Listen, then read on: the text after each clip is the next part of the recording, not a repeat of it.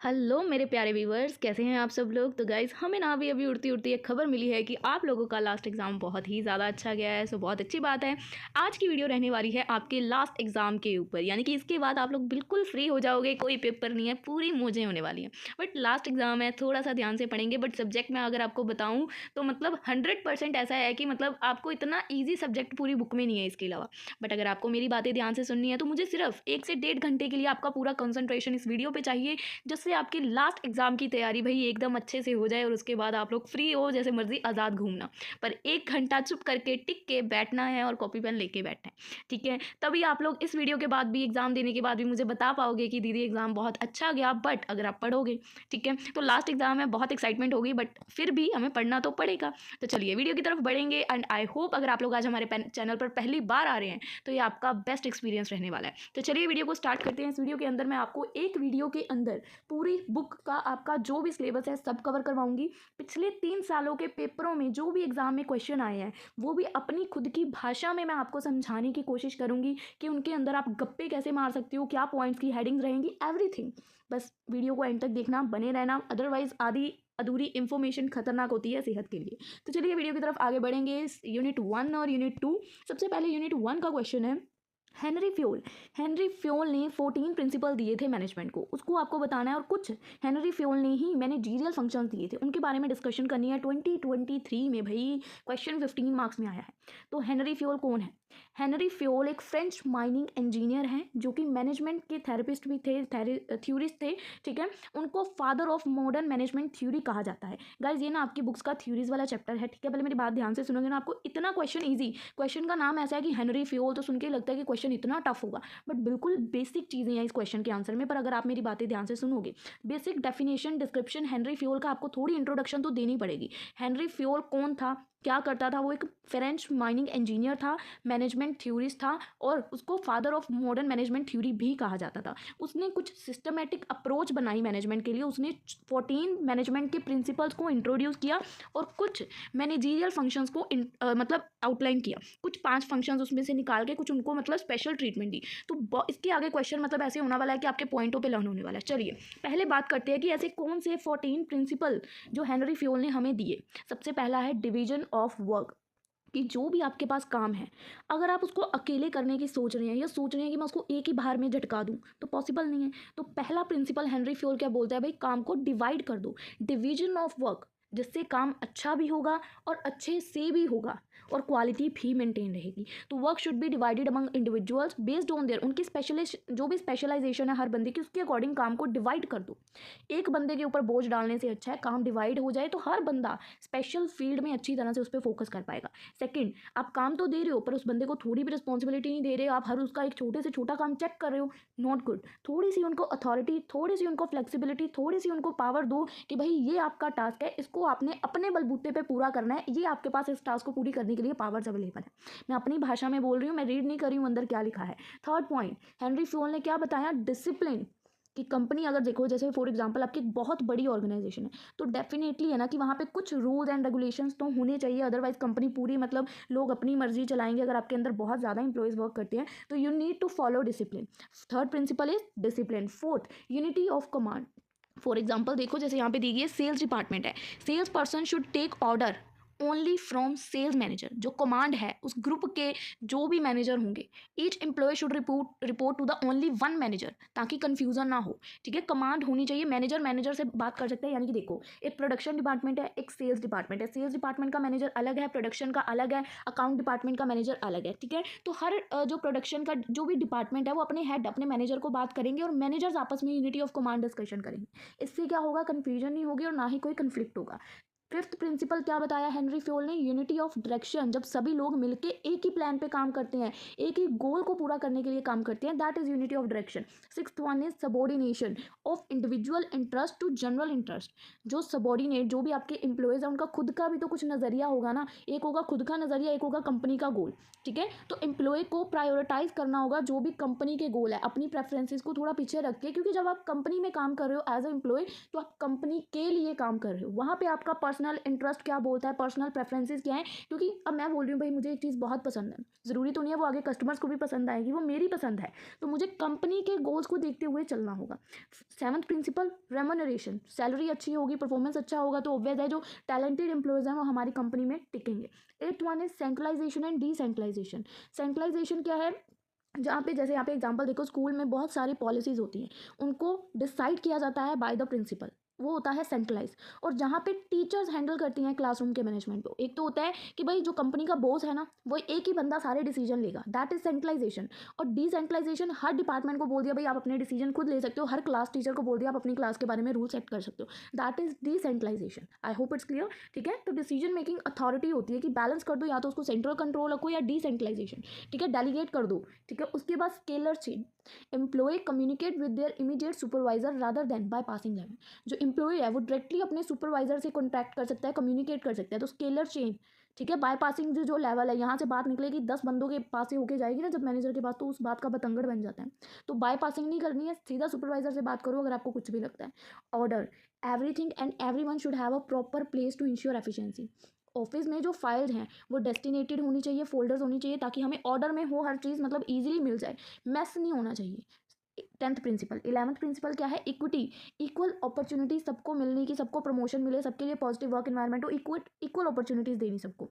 Stability of tenure, long term employees जो होते हैं, जो लंबे समय तक हमारी कंपनीज में टिकते हैं, वो ज़्यादा एक्सपीरियंस्ड और लॉयल होते हैं, स्टेबल रहते हैं, जो भी स्टेबल एम्प्लॉयज़ होते हैं। उसके बाद 13th प्रिंसिपल, इनिशिएटिव। सॉफ्टवेयर जैसे डेवलपर है, अगर वो हमें न्यू कोई आइडिया या कोई फीचर सजेस्ट कर रहा है तो हमें उसे इनिशिएटिव देना चाहिए, उसको मतलब उसकी आइडिया को अप्रिजिएट करना चाहिए भाई अच्छा आपने कंपनी के फ़ायदे के लिए सोचा, अब हम उसको अनालाइज करेंगे कि वो कंपनी के फ़ायदे के लिए सही है या नहीं है। बट इनिशिएटिव अगर कोई कर रहा है, कोई इनोवेशन करने की कोशिश कर रहा है, तो उसको रोको ना, उनको इनकरेज करो, भाई आपने इनोवेशन किया, वेरी गुड, आई अप्रिजिएट इट, उसको अप्रिजिएट करो ताकि वो अगली बार नई नई चीज़ें और क्रिएटिव करे, इनिशिएटिव ले, ठीक है। 14th one, spirit the crop. Regular जो टीम बिल्डिंग एक्टिविटीज़ हैं उनको प्रमोट करो। टीम स्पिरिट, यूनिटी एम्प्लॉयज़ के लिए बहुत ज़रूरी है। अगर वो टीम स्पिरिट के साथ काम नहीं करेंगे तो कंपनी के गोल्स पूरे नहीं होंगे, सक्सेस नहीं मिलेगी। तो ये 14 प्रिंसिपल हेनरी फ्योल ने लिखे हैं, बट इनके अलावा उसने कुछ 5 मैनेजरियल फंक्शंस भी लिखे हैं। मैनेजरियल फंक्शंस तो इतने ईजी हैं। मैनेजरियल फंक्शन क्या है, first one is planning. Planning क्या होता है कि आप प्लान कर रहे हो कि मुझे फ्यूचर में क्या करना है, मेरे फ्यूचर के क्या गोल्स हैं, मुझे मतलब बेस्ट तरीका सोचना है कि गोल्स को पूरा करने के लिए बेस्ट से बेस्ट तरीका क्या हो सकता है। सेट ऑब्जेक्टिव और डिसाइड करो बेस्ट वे कि उनको मैं बेस्ट तरीके से कैसे अचीव कर सकता हूँ। सेकेंड वन, अब आपने प्लानिंग कर ली, अब आप ऑर्गेनाइज करोगे, रिसोर्सेज को ऐसे अरेंज करोगे लाइक पीपल, इक्विपमेंट, कि टास्क जो भी है ना आपकी कंपनी का स्मूथली कंप्लीट हो जाए, अचीव हो जाए। आपको ऑर्गेनाइज करना है हर चीज़ को। अगर आपने प्लानिंग कर ली पर प्लानिंग को आपने ऑर्गेनाइज ही नहीं किया कि पहले ये करना है, फिर ये करना है, फिर ये करना है, फिर तो आप कंफ्यूज हो जाओगे कि पहले ये कर लेता हूँ, मतलब मेसी हो जाएगा सब कुछ। तो organise is must. Third one is commanding, leading, directing employees को बताना, डायरेक्ट करना, इंश्योर करना कि जो भी एक्टिविटीज़ आपने लिखी हैं, गोल्स में सेट की हैं, वो परफॉर्म हो। मोटिवेट करना सेल्स टीम को कि आपको टारगेट को अचीव करना है, उनको कमांड देनी। Fourth one is coordinate, production और मतलब टीम्स के साथ कोऑर्डिनेट करना, उनको समझाना, उनको डेडलाइंस बताना, उनको डिपार्टमेंट्स को मतलब एक साथ काम करने के लिए कहना कि आप मिलजुल के काम करो, कोऑर्डिनेट करो, कम्युनिकेट करो अच्छे से, किसी तरह की मिसअंडरस्टैंडिंग की गुंजाइश नहीं है। और last one is controlling, monitor performance, उनकी परफॉर्मेंस को मॉनिटर करना और नेसेसरी जो भी अगर आपको ज़रूरी लगता है एडजस्टमेंट करनी है, अगर आपको ऑब्जेक्टिव को मतलब अचीव करने के लिए जो भी एडजस्टमेंट की ज़रूरत पड़ती है, अगर आपको लगता है करनी चाहिए तो वो कर दो। तो सिंपल तरीके से आपने जैसे गोल अपना सोचा है तो उसको मॉनिटर करते रहना कि जो सोचा है उसी डायरेक्शन में जा रहे हैं ना, कुछ अलग तो नहीं जा रहे। तो ये बेसिक 2 चीज़ें क्वेश्चन में पूछी गई हैं। इसके अलावा हम यहाँ पे देख रहे हैं कि application of Fayol principle and functions कि कैसे एप्लीकेबल हुए, कहाँ कहाँ एप्लीकेबल हैं। हेनरी फ्योल ने जो प्रिंसिपल्स और मैनेजरियल फंक्शन हमें बताए वो कहाँ कहाँ एप्लीकेबल है। बिजनेस ऑर्गेनाइजेशन में जहाँ पे मैनेजर की ज़रूरत होती है, planning, decision making, team management, ठीक है, एजुकेशनल इंस्टीट्यूशंस में, गवर्नमेंट को, इन सब को ये प्रिंसिपल्स की ज़रूरत पड़ती है अपने आप को ग्रो करने के लिए, डायरेक्शन के लिए, ठीक है। और यहीं पे हमारा फर्स्ट क्वेश्चन हो जाएगा वाइंड अप। सेकंड क्वेश्चन की बात करते हैं। आई होप ये स्टार्टिंग वाले 2-3 क्वेश्चन गाइज ऐसे हैं कि आप लोगों को थोड़ा समझना पड़ेगा, क्योंकि ये थ्योरीज वाले क्वेश्चन आपकी बुक में एक ही चैप्टर है जिसमें हम लोग थ्योरीज की बात करें, तो ये थोड़े से लर्निंग बेस्ड क्वेश्चन है, पर वीडियो आगे जाते जाते इतनी इंटरेस्टिंग हो जाएगी ना भाई, आप लोगों को पॉइंट्स पे सारे क्वेश्चन लर्न होंगे, बट ये स्टार्टिंग वाले थोड़े आपको पढ़ने पड़ सकते हैं क्योंकि ये थ्योरीज वाले question. Second question, briefly explain the contribution of Elton Mayo toward management thought. Elton Mayo का मैनेजमेंट के थ्रू क्या कंट्रीब्यूशन था। ये 2021 में क्वेश्चन आया। एल्टन मेयो कौन थे? Elton Mayo was an Australian psychologist, sociologist and organisational theorist. He is the known as father of human relation. अब आपको एल्टन मेयो अभी तक कितना डिफिकल्ट लग रहा था, अब एल्टन मेयो ने बातें क्या की हैं कि वो ह्यूमन रिलेशन की बातें करता था, कि यानी कि एम्प्लॉयज़ को कैसे समझना है, कैसे उनका मूड डिपेंड करता है, काम कैसा करते हैं, अगर उनका मूड खराब है तो वो ये काम खराब होगा, ह्यूमन रिलेशन क्रिएट करना है।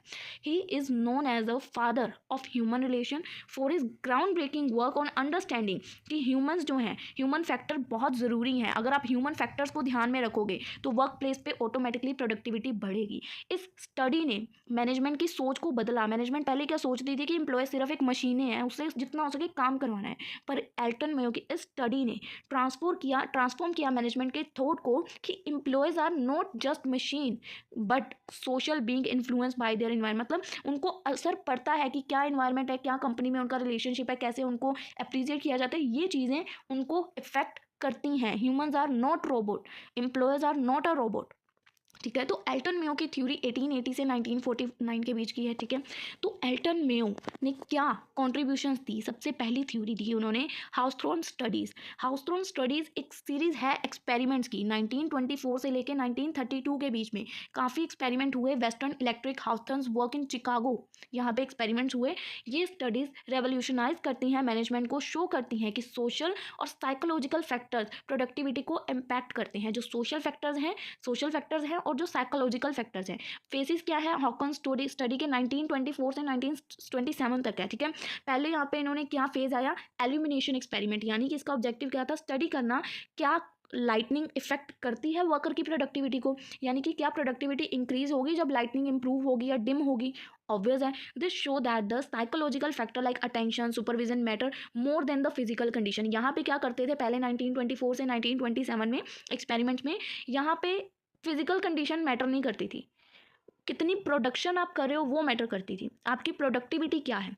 इसके बाद 1927 से 1929 में relay assembly test room experiments हुए। इसमें एग्जामिन किया गया कि वर्किंग कंडीशन जो हम प्रोवाइड कर रहे हैं काम करने के लिए, कंडीशंस वो मैटर करती हैं। पहले वाले केस में क्या था कि सिर्फ प्रोडक्टिविटी देखते थे, वर्कर की कंडीशन वगैरह कुछ नहीं देखना कि कितने प्रोडक्ट आप बना रहे हो, है ना। सेकंड, जब 1927 के बाद की वो सोच उन्होंने इस थ्योरी ने यहाँ पे एग्जामिन किया कि नहीं, वर्किंग कंडीशन भी ज़रूरी है। अगर काम करने वाली कंडीशन ही अच्छी नहीं होगी तो प्रोडक्टिविटी अच्छी नहीं हो सकती। कितनी हम रेस्ट ब्रेक दे रहे हैं, कितना हमारा एम्प्लॉय एक्टिव है, क्योंकि काम करते रहना एकदम मतलब 24 घंटे काम ही करी जाना तो बंदा सुस्त पड़ जाएगा, है ना। तो सेकंड थ्योरी यहाँ पे जो फेज आया, relay assembly test room experiments किए गए कि productivity rose because workers felt value. कब बढ़ेगी, जब वर्कर्स को लगेगा कि उनकी वैल्यू की जा रही है, उनको सपोर्टिव टीम एनवायरनमेंट देना, अगर उनको कोई चीज़ समझ नहीं आ रही तो वो टीम से मदद ले पाए। थर्ड फेज कब आया, इंटरव्यूइंग प्रोग्राम 1928 से 1930। ऑब्जेक्टिव क्या था कि अंडरस्टैंड करना कि वर्कर का एटीट्यूड क्या है, क्या उसकी फीलिंग्स है। एम्प्लॉयज़ को वैल्यू फील होती है जब उनको भी सुना जाता है, उनको अप्रिजिएट किया जाता है जब वो कोई भी कंसर्न शो करते हैं कंपनी को लेके। तो ये थर्ड फेज में आया। फोर्थ फेज क्या था, बैंक वायरिंग ऑब्जर्वेशन रूम 1931 से 1932 में। द स्टडी ग्रुप बिहेवियर, मतलब स्टडी किया उनके ग्रुप बिहेवियर को और उनकी प्रोडक्टिविटी को। इसके अंदर सोशल ग्रुप्स, इनफॉर्मल नॉर्म्स, ये भी वर्कर के बिहेवियर को असर करते हैं। मॉनिटरी इंसेंटिव से ज़्यादा ये बंदे का ग्रुप में बिहेवियर क्या है, सोशल नॉर्म्स क्या है, लोग उसको कैसे ट्रीट कर रहे हैं कंपनी में, ये भी मैटर करता है। तो ये कुछ फेजेस आए जिसमें हाउसथ्रोन स्टडीज़ में इन्होंने चेक किया। तो वर्कर्स प्रोडक्टिविटी सिर्फ उनकी फिजिकल कंडीशन पे डिपेंड नहीं करती और फाइनेंशियल इंसेंटिव पे डिपेंड नहीं करती, बल्कि उसकी साइकोलॉजिकल नीड्स क्या है, सोशल रिलेशनशिप कैसा है, काम करने का इन्वायरमेंट कैसा है, इन सब पे प्रोडक्टिविटी डिपेंड करती है। अब अगर मैं कंपनी में जा रही हूँ और वहाँ जाके मुझे काम करके खुशी ही नहीं मिल रही, मेरी बेसिक वहाँ की साइकोलॉजिकल नीड्स हैं, पर वो लोग मेरी मतलब इमोशंस को समझ नहीं रहे हैं, सोशल रिलेशनशिप मेरी वहाँ वर्कर्स के साथ किसी के साथ बन नहीं रही है, वर्क इन्वायरमेंट काम करने के लिए माहौल ही इतना गंदा सा बना रखा है, कोई किसी से बात नहीं कर सकता, तो वहाँ पे क्या होगा, है ना। तो वर्कर की प्रोडक्टिविटी धीरे धीरे वो डीमोटिवेट होता जाएगा। तो डिपेंड करेगी उसकी साइकोलॉजिकल नीड्स, ये सारी नीड्स के ऊपर। ठीक है, सेकेंड अप्रोच क्या आई, ह्यूमन रिलेशन अप्रोच, कि ह्यूमन्स के साथ रिलेशन। Mayo develop the human relation approach to management, जिसमें क्या एम्प्लॉयज़ को सेटिस्फेक्शन सेटिस्फेक्शन होनी चाहिए, मतलब सेटिस्फाई, अगर हमारा एम्प्लॉय सेटिस्फाई होगा तो वो ज़्यादा प्रोडक्टिव और ज़्यादा लॉयल होगा। अगर हम रिकग्नाइज करेंगे हमारे एम्प्लॉयज़ को तो उनका मोरल बूस्ट होगा, कॉन्फिडेंस बूस्ट होगा कि हाँ मेरे को भी कंपनी का हिस्सा समझा जा रहा है, तो हमारा एम्प्लॉय सेटिस्फाई रहेगा। सोशली इंटरेक्ट करो, रिलेशनशिप बनाओ वर्कर्स के साथ, मैनेजर्स के साथ, बहुत इंपॉर्टेंट रोल प्ले करता है गोल्स को अचीव करने में। अगर एक टीम है जिसके साथ मैनेजर अच्छे से बात कर रहा है तो वो और अच्छे से काम कर पाएंगे। लीडरशिप का स्टाइल, मैनेजर्स को फोकस करना चाहिए कि वो ट्रस्ट बिल्ड कर पाए, अपने लिए रिस्पेक्ट कमा पाएँ और एम्प्लॉयज़ के साथ अच्छे से प्यार से कम्युनिकेट कर पाएँ। जो भी मैनेजर अपने एम्प्लॉयज़ को सुनता है, उनके लिए कंसर्न दिखाता है, एक पॉजिटिव वर्क कल्चर क्रिएट करता है। ठीक है, मतलब यहाँ पे हम ह्यूमंस के साथ रिलेशन क्रिएट कर रहे हैं। कैसे कर सकते हैं? अच्छी लीडरशिप, अच्छी मैनेजमेंट, ठीक है, कस्टमर जो हमारे एम्प्लॉयज़ हैं उनको सेटिस्फाई करके अच्छा वर्क इन्वायरमेंट देगी। ठीक है, तो इन सभी चीज़ों के थ्रू उनका स्ट्रेस रिलीज होगा, वो ईज़ होके, फ्री होके कंपनी में काम कर पाएंगे, नई नई इनोवेशन क्रिएटिविटी कर पाएंगे। अब एल्टन मेयो ने जो 2 कंट्रीब्यूशन की हमने ऊपर देखी, ठीक है, अब उससे क्या इम्पैक्ट पड़ा? एल्टन मेयो की कंट्रीब्यूशन से इम्पैक्ट क्या पड़ा? हम साइंटिफिक मैनेजमेंट पे शिफ्ट हो गए, shift from scientific management. Earlier theories क्या थी, like Frederick Taylor scientific management की थ्योरी क्या थी, ये फोकस करती थी स्ट्रिक्टली जो स्ट्रिक्ट रूल्स होते थे फिजिकल कंडीशंस के ऊपर। मेयो ने इसको शिफ्ट कर दिया टू ह्यूमन इमोशन, ह्यूमंस के साथ रिलेशनशिप, सोशल नीड्स के ऊपर। एल्टन मेयो थ्योरी ने ये जो हमारा कंसेप्ट बना हुआ था साइंटिफिक मैनेजमेंट थ्योरी से कि स्ट्रिक्ट रूल्स होने चाहिए कंपनी में और फिजिकल कंडीशंस होनी चाहिए, ठीक है, बट एल्टन मेयो थ्योरी ने हमारा फोकस शिफ्ट कर दिया कि हमें ह्यूमन के इमोशंस पे फोकस करना है। वर्क प्लेस प्रैक्टिस इम्पैक्ट हुई, यानी कि मॉडर्न एचआर प्रैक्टिसेस के अकॉर्डिंग एम्प्लॉयज़ जो हैं वो एंगेज ज़्यादा रहने लगे, टीम बिल्ड हुई एक्टिविटीज़ में, है ना, काउंसलिंग प्रोग्राम्स हुए। मायो फाइंड किया इन्होंने, एल्टन मायो थ्योरी ने इन चीज़ों को फाइंड किया। थर्ड वन इज हम ग्रुप डायनामिक्स को समझने लगे। एल्टन मायो ने हाईलाइट किया कि जो रोल है इनफॉर्मल ग्रुप्स का ऑर्गेनाइजेशन के अंदर वो कैसे उनके बिहेवियर को असर डालता है। अगर उनकी रिलेशनशिप भी कंपनी के अंदर अच्छे नहीं है, वो एक दूसरे के साथ अच्छे से बात ही नहीं कर रहे, तो क्या ग्रो करेंगे। कम्युनिकेशन उनकी इंप्रूव हुई, तो ये कुछ इम्पैक्ट पड़े एल्टन मेयो की कंट्रीब्यूशन के बाद। अब मेयो ने जो एल्टन मेयो ने जो भी एप्लीकेशंस किए उससे क्या एप्लीकेशंस आए, एम्प्लॉयज़ के लिए वेलफेयर प्रोग्राम बने, कंपनीज उनकी मेंटल हेल्थ पे फोकस करने लगी, उनके बारे में अच्छा सोचने लगी, उनको काउंसलिंग सर्विसेज देने लगी, टीम वर्क और कोलैब इंप्रूव हुआ, लीडरशिप अच्छी डेवलप हुई, सपोर्टिव लीडर मिलने लगा और ऑर्गेनाइजेशन का कल्चर एक पॉजिटिव कल्चर बना। कुछ लोगों ने इस जो भी रिसर्च है इसको क्रिटिसाइज़ भी किया कि इन्होंने क्रिटिसाइज़ में क्या कहा कि ओवर एम्फोसिस है कि हम सोशल फैक्टर्स में हो गया। उन्होंने आर्ग्यू किया कि जो मायो है उन्होंने फैक्टर्स को इग्नोर कर दिया कि फाइनेंशियल खर्चे कौन पूरे करेगा, टेक्निकल एस्पेक्ट्स कैसे देखेंगे अगर हम अपनी टीम्स को इतनी छूट दे देंगे, ठीक है। लिमिटेड जनरलाइजेबिलिटी हुई, यानी कि findings based on specific studies, और इसमें मतलब इंडस्ट्रियल स्टडीज़ अप्लाई नहीं है क्योंकि ये स्पेसिफिक स्टडीज़ पे है। यहाँ पे हम सिर्फ एम्प्लॉयज़ की बात कर रहे हैं, ठीक है, यहाँ पे प्रॉफिट नुकसान की बात नहीं की जा रही है ना। सिंपलिसिस्ट कंक्लूजन दी गई, सम बिलीव करते हैं कि मायो ने अंडर एस्टिमेट कर दिया कि जो मुश्किलें आएंगी ह्यूमंस के बिहेवियर को समझने में उसको कौन देखेगा। आपने बोल तो दिया कि सबको एक समान देखना है, सबके साथ अच्छे से रहना है, बट एज अ मैनेजर सोचो, कई बार उसको भी तो गुस्सा आएगा ना, एज अ ह्यूमन बींग हर किसी का पारा सटकेगा, है ना। तो कुछ लोगों ने इस थ्योरी को क्रिटिसाइज भी किया है, कुछ लोगों ने इसको अप्रिजिएट भी किया है कि अच्छा है, हमें एम्प्लॉयज़ के बारे में सोचना चाहिए। तो ये एल्टन मेयो की थ्योरी है, ठीक है। क्वेश्चन एक ही बार आया है बट मुझे लगा करवाना चाहिए। अब नेक्स्ट क्वेश्चन क्या है, अब यहाँ से आगे ना काफ़ी हद तक ईजी क्वेश्चन शुरू हैं, बस थोड़े से थ्योरीज वाले क्वेश्चन थोड़े डिफिकल्ट थे। ये भी एक्चुअल में थ्योरी वाले चैप्टर का ही क्वेश्चन है, बट आई होप कि आपको ईजिली क्लियर हो जाएगा, बट वो थ्योरी वाले क्वेश्चन थोड़े से लर्निंग प्रोसेसिंग में, ठीक है। अब बात करते हैं फटाफट ईजी कंसेप्ट की। एक्सप्लेन द कंटेम्प्रेरी कि कंटेम्प्रेरी अप्रोचेज क्या है मैनेजमेंट की। कंटेम्प्रेरी अप्रोचेज टू मैनेजमेंट, इनका फोकस होता है कि मॉडर्न टेक्निक्स का यूज़ करना, मॉडर्न थ्योरीज स्ट्रेटजीज का यूज़ करना जो कि एड्रेस करें कंपनी के डायनामिक नेचर, ठीक है, आज के टाइम के मतलब हम लोग काम कर पाएँ। सो दीज अप्रोचेज, इससे हमें फ्लेक्सिबिलिटी मिलेगी, नई नई हम क्रिएटिविटी कर पाएंगे, इंटीग्रेट कर पाएंगे टेक्नोलॉजी को, नई चीज़ों को अडेप्ट कर पाएंगे। तो की कंटेम्प्रेरी अप्रोचेज क्या है मैनेजमेंट की। सबसे पहली अप्रोच सिस्टम। दिस अप्रोच क्या देखती है कि जो ऑर्गेनाइजेशन एज अ सिस्टम उसको मेडअप करो, इंटर रिलेटेड जो पार्ट्स हैं लाइक ग्रुप्स हैं उनको बोलो कि आप साथ में मिलजुल के काम करो, एक सिस्टम बनाओ कि सभी डिपार्टमेंट मिलके एक ही गोल को पूरा कर रहे हैं। प्रोडक्शन वाला सेल से बात तो कर ही सकते हैं ना। एग्जाम्पल देखो, एक मैन्युफैक्चरिंग कंपनी है जो रॉ मटेरियल बना रहा है, उसके बाद जो रॉ मटेरियल से प्रोसेस हो रहा है, डिफरेंट डिपार्टमेंट में प्रोसेस से गुजर रहा है प्रोडक्ट, और एक फिनिश प्रोडक्ट बन रहा है। तो एक सिस्टम है ना, ये एक सिस्टम अप्रोच बनी हुई है कि पहले रॉ मटेरियल आएगा, फिर वो उसको मतलब बनाने के लिए वर्क इन प्रोग्रेस वाले बंदे के पास भेजेंगे, फिर एक फिनिश प्रोडक्ट तैयार होगा। तो एक सिस्टम बना हुआ है, ठीक है। तो पूरी ऑर्गेनाइजेशन को एज अ होल समझ के उस पर फोकस करो, उसके इंडिविजुअल पार्ट पे, ठीक है। तो डिफरेंट डिपार्टमेंट्स के रिलेशनशिप को ये शो करता है, लाइक मार्केटिंग, फाइनेंस, ऑपरेशन, इन सब के मिक्सचर को बोलते हैं system approach. Second contingency approach ये सजेस्ट करता है कि कोई भी एक अप्रोच सभी मैनेजमेंट्स पे सेट नहीं बैठती है, सबका काम करने का अपना तरीका है। The best way to manage depend करेगा कि सिचुएशन क्या है।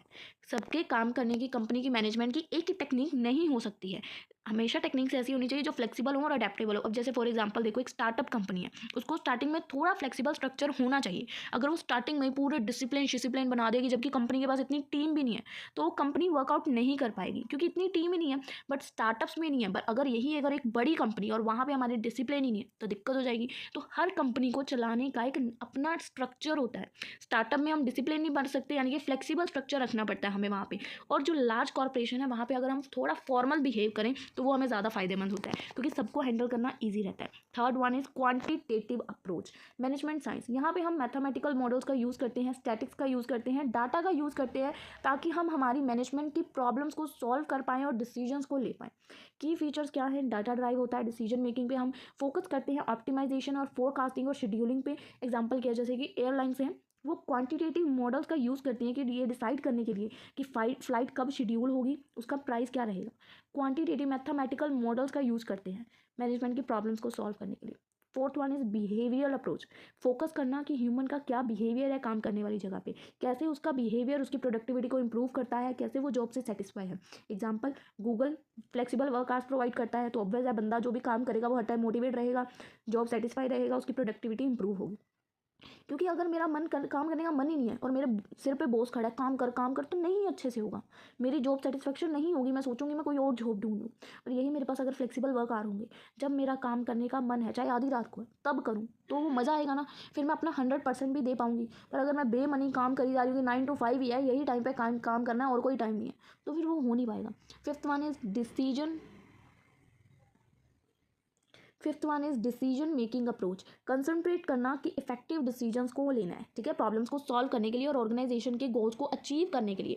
डिसीजन मेकिंग अप्रोच यानी कि आपको प्रॉब्लम जो है ना उसको स्मॉल पार्ट्स में डिवाइड कर देना है, लॉजिकल वे से उसको प्रॉब्लम को एनालाइज करना है और उसका बेस्ट सोल्यूशन निकालना है। जैसे कि एक रिटेलर है, वो रिटेल मैनेजर है, वो डिसाइड करता है कि उसने डिस्काउंट देना है, पर वो एनालाइज करता है पहले सेल के डाटा को, प्रेफरेंस देखते हैं कस्टमर किसको प्रेफरेंस दे रहे हैं, उस अकॉर्डिंग वो डिस्काउंट देता है कि उसको नुकसान भी ना हो और उसको मतलब प्रॉफिट भी हो जाए, ठीक है, और कस्टमर भी खुश हो जाए, ठीक है। तो उसके बाद ह्यूमन रिलेशन अप्रोच की आपको इंपॉर्टेंस, इंटरपर्सनल रिलेशनशिप बनाना है ह्यूमंस के साथ। रेगुलर टीम मीटिंग्स करो, फीडबैक सेशन लो, इंश्योर करो कि सब लोगों को ऐसा लगे कि उनकी भी कंपनी में कोई वैल्यू है, कदर की जा रही है। स्ट्रेटेजिक मैनेजमेंट की अप्रोचेज, इसमें प्लानिंग, इंप्लीमेंटिंग लॉन्ग टर्म की स्ट्रेटेजीज को आप प्लान करो, इंप्लीमेंट करो, लॉन्ग टर्म के लिए स्ट्रेटेजीज बना रहे हो कॉम्पिटेटिव। मैंने आपको स्टार्टिंग में ही बताया था ये जो थ्योरीज वाले क्वेश्चन है थोड़े लर्निंग पर्पस वाले हैं, तो यहाँ पे टेक्नोलॉजिकल अप्रोच है, नॉलेज मैनेजमेंट, तो मैं कोशिश कर रही हूँ कि आपको ये समझा पाऊँ, बट ये लर्निंग वाले हैं तो समझाने पे भी आपको लर्न ही करने पड़ेंगे। बट स्टार्टिंग वाले ये लास्ट क्वेश्चन है, इसके बाद कोई भी ऐसा नहीं होगा जो आपको लर्न करना पड़ेगा। But this one question you should have to read and please learn it in a good way, क्योंकि थोड़े क्वेश्चन ही इंपॉर्टेंट है। इसके बाद कोई क्वेश्चन नहीं मैं आपको लर्न करने को बोलूँगी। अब हमारे मस्ती वाले क्वेश्चन है, सिर्फ एक बुक में से 2-3 क्वेश्चन तो आपको लर्न कर ही सकते हो यार, बाकी सब गप्पे हैं। चलो गप्पे मारनी शुरू करते हैं। पहला क्वेश्चन 2021 और 2022 में आया था कि प्लानिंग क्या होती है, क्या स्टेप्स इन्वॉल्व होते हैं प्लानिंग करने के लिए। अब सोचो, ठंड शुरू हो गई है, सर्दियाँ शुरू हो गई हैं, आपको जाना है मनाली, कसोल, ठीक है ना, कैसे प्लानिंग करते हो? स्टेप्स कैसे होते हैं उसके प्लानिंग के, कि पहले हम कहाँ जाएंगे, क्या क्या हम लाएंगे, कैसे हम प्लानिंग करते हैं ना। तो ऐसे ही बिजनेस में भी प्लानिंग होती है, मैनेजमेंट में भी प्लानिंग होती है, ठीक है। अब आप लोग मनाली, कसोल ऐसी चीज़ें अगर हिल स्टेशन सोच रहे हो, कहीं जाने की सोच रहे हो, तो आप प्लानिंग अपने दिमाग में सोचो कि मैं क्या क्या प्लान करूँगा, क्या क्या मेरी प्लानिंग्स होंगी। अगर एज अ बिजनेस भी अगर हम देख रहे हैं या हम किसी ट्रिप पे जा रहे हैं, एज अ ट्रैवल गाइड जा रहे हैं, तो क्या क्या हमारी प्लानिंग्स होंगी। सो प्लानिंग क्या है कि मतलब एडवांस में सब कुछ सोचना कि क्या करना है, कैसे करना है, कब करना है, क्यों करना है, कौन करेगा, दैट इज प्लानिंग। पहला पॉइंट यही लिखा है, planning is a fundamental management function, जिसमें इन्वॉल्व होता है डिसाइड, एडवांस में सोचना, what need to be done, how it will be done, when it will be done and who will do it. तो ये हमें एक गाइड देता है कि हम अपने गोल्स जो हमने सोचा है कि मैंने मनाली जाके क्या करना है, दैट इज माई गोल, तो हमें ये गाइड करता है कि हम उसको कैसे गोल को अचीव कर पाएंगे।